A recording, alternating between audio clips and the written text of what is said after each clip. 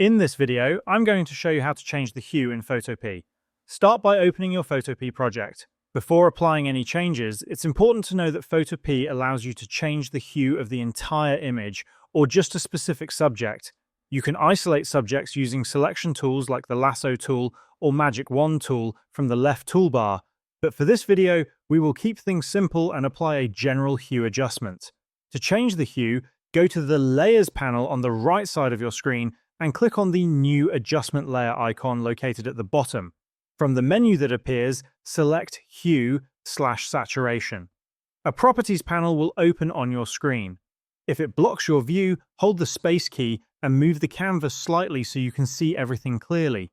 In the Hue/Saturation panel, use the Hue slider to cycle through different colors. You can drag the slider left or right or enter a specific numeric value if you want precise control.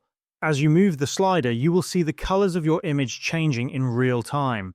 Continue adjusting until you reach the desired color effect. Once you are satisfied with the hue adjustment, you can close the Properties panel. You will notice a new Hue/Saturation adjustment layer created in the Layers panel, which allows you to edit or remove the effect at any time. And this is how you can change the hue in Photopea.